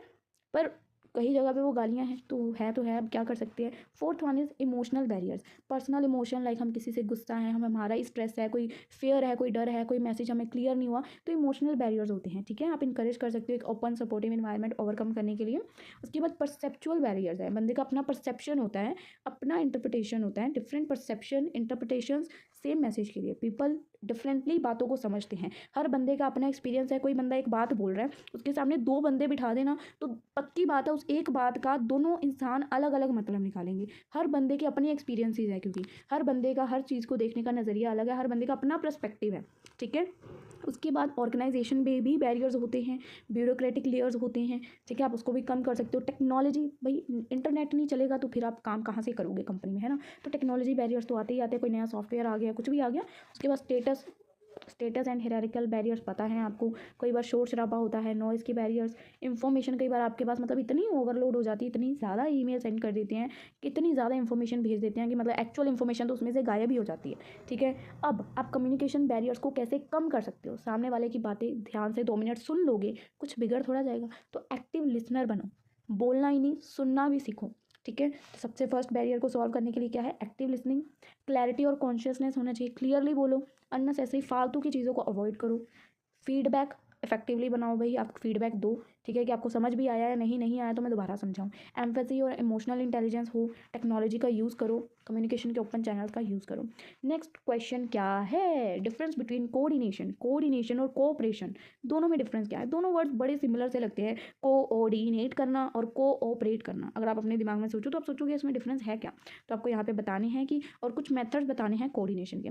सबसे पहला डिफरेंस बेसिक सा समझो, कोऑर्डिनेशन क्या होता है। कोऑर्डिनेशन एक प्रोसेस है जिसमें हम लोगों को ऑर्गेनाइज करेंगे, उनको बताएंगे आपके ये टास्क हैं, आपको ऐसे काम एक साथ मिलके करना है, इस एक कॉमन ऑब्जेक्टिव को अचीव करना है। दैट इज कोऑर्डिनेट, एक दूसरे के साथ मिलजुल के काम करो। ये इंश्योर करेगा कि जो भी वेरियस डिपार्टमेंट्स हैं या जो वेरियस इंडिविजुअल हैं वो आइसोलेटेड ना काम करें। जैसे कोरोना वायरस हुआ था कि वो बंदा अपना ही काम कर रहा है, वो अपना ही काम कर रहा है, एक दूसरे की बिल्कुल भी मदद नहीं करे, कोऑर्डिनेट नहीं करे, ठीक है। वो ये कोऑर्डिनेशन क्या बोलती है कि मिलजुल के काम करो। कोऑर्डिनेशन क्या बोलती है कि मिलजुल के आपने काम करना है। अगर आप एक मैन्युफैक्चरिंग कंपनी में हो, प्रोडक्शन, सेल्स, लॉजिस्टिक टीम, मिलजुल के काम करो, ठीक है। कोऑपरेशन क्या है, जब इंडिविजुअल ग्रुप एक साथ मिलके काम करना चाहते हैं, एक दूसरे के साथ कोऑपरेट करना चाहते हैं, कॉमन गोल्स पे काम करना चाहते हैं, अपने रिसोर्सेज को एक दूसरे के साथ शेयर करना चाहते हैं। ये म्यूचुअल अंडरस्टैंडिंग के ऊपर होता है कि कोलैब करना बिना किसी फ्रेमवर्क के। एम्प्लॉयज़ डिफरेंट डिपार्टमेंट के एक दूसरे के साथ कोऑपरेट करते हैं, प्रॉब्लम्स को वो मिलजुल के सॉल्व करते हैं। कोऑपरेट और कोऑर्डिनेट करना मिलते जुलते टर्म्स हैं दोनों, मतलब इतने अलग भी नहीं है कि आप लोग समझ ही ना पाएँ, ठीक है। डिफरेंस के थ्रू थोड़ी क्लैरिफिकेशन दूंगी। पहले डेफिनेशन दी हुई है कि जो कोऑर्डिनेशन है ये ऑर्गेनाइज की जाती है, मतलब कोऑर्डिनेशन में हम डिफरेंट टास्क को ऑर्गेनाइज करते हैं, एक्टिविटीज़ को ऑर्गेनाइज करते हैं कि ये टास्क और ये एक्टिविटीज़ है, आपको ऐसे इस गोल को मिलजुल के अचीव करना है। कोऑपरेशन में voluntary act of working together, support एक दूसरे को करना, एफर्ट्स को शेयर करना है, मतलब मिलते जुलते कंसेप्ट हैं। स्ट्रक्चर, कोऑर्डिनेट में स्ट्रक्चर जो है टिपिकली इन्वॉल्व होता है, ऑर्गेनाइज स्ट्रक्चर होता है, आपको डिफाइन किया जाता है, ये आपका रोल है, ये आपकी रिस्पॉन्सिबिलिटी है कोऑर्डिनेशन में कि आप कोऑर्डिनेट करो। और कोऑपरेशन में ये थोड़ा इनफॉर्मल होता है। कोऑपरेशन में कोऑपरेट करना है, इसमें कोई भी स्ट्रक्चर नहीं होता है एक बेसिक। कोऑर्डिनेशन में होता है स्ट्रक्चर, पर कोऑपरेट करना, कोऑपरेट करो किसी के साथ, ठीक है, उसमें कोई स्ट्रक्चर नहीं होता है। डिपेंड पे होता है कि आप उसकी मदद करना चाहते हो, आप सामने वाले के साथ कोऑपरेट करना चाहते हो कि नहीं करना चाहते हो, ठीक है, आप उसको समझ पा रहे हो कि नहीं समझ पा रहे हो। उसके बाद कंट्रोल मैकेनिज्म, कोऑर्डिनेशन में आपकी रिक्वायर होता है कि सुपरविजन, ओवरसाइट करना मैनेजर्स के द्वारा, टीम लीडर्स इंश्योर करे कि आप मिलजुल के टास्क कंप्लीट कर रहे हो कि नहीं कर रहे हो। और कोऑपरेशन डिपेंड करता है आपकी पर्सनल इच्छा के ऊपर कि आपका अगर उसके साथ मिलता जुलता इंटरेस्ट है तो आप उसके साथ कोऑपरेट करोगे, नहीं मिलता जुलता तो नहीं करोगे। कोऑर्डिनेट तो कंपनी बोलती है ना कि एक दूसरे के साथ कोऑर्डिनेट करो, पर कोऑपरेशन करना, कोऑपरेट करना किसी के साथ, दैट इज डिफरेंट थिंग, ठीक है। उसके बाद ये पॉइंट्स हैं, आप लोग रीड करिएगा। मेथड्स हैं, इफेक्टिव कोऑर्डिनेशन के, क्लियर कम्युनिकेशन करो, वेल डिजाइन रोल और रिस्पॉन्सिबिलिटीज़ हो, लीडरशिप एंड सुपरविजन हो, प्रॉपर प्लानिंग और शेड्यूलिंग हो। तो बिल्कुल बेसिक पॉइंट्स हैं, आप रीड आउट करेंगे तो क्लियर हो जाएंगे। गाइस वीडियो ना बहुत लंबी हो चुकी है, तो और लेंथी ना करते हुए इसलिए मैं थोड़ी सी फटाफट यहाँ पे जंप करने वाली हूँ क्वेश्चंस को।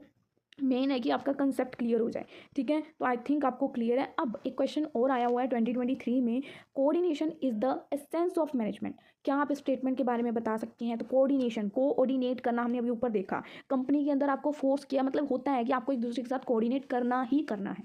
तो कोऑर्डिनेशन के बारे में आपको जो कुछ पता है इस क्वेश्चन में सब कुछ आएगा। कोऑर्डिनेशन क्या होता है, उसकी डेफिनेशन बता दोगे, वेरियस एक्टिविटीज टास्क, उसकी की फंक्शन क्या है, ठीक है, उसकी क्या इंपॉर्टेंस। अगर आप कोऑर्डिनेट करते हो तो कन्फ्लिक्ट कम हो जाते हैं, मिसअंडरस्टैंडिंग कम होती है, आपकी एफिशिएंसी इंप्रूव होती है, आप गोल्स को अच्छे से अचीव कर पाते हो, कम्युनिकेशन इन्हेंस होती है, आपके रिसोर्सेज का अच्छे से यूज़ हो पाता है, आप पे कोई भी काम डुप्लीकेट या ओवरलैप नहीं होता है, आपकी इनोवेशन प्रमोट होती है। उसके बाद प्रिंसिपल्स क्या है, इफेक्टिव कोऑर्डिनेशन अगर होती है तो क्या प्रिंसिपल्स हैं, आपका ऑब्जेक्टिव क्लियर होता है कि क्लियर ऑब्जेक्टिव है, पर्पस होता है यूनिटी का कि हम सबने मिलकर एक ही गोल को अचीव करना है।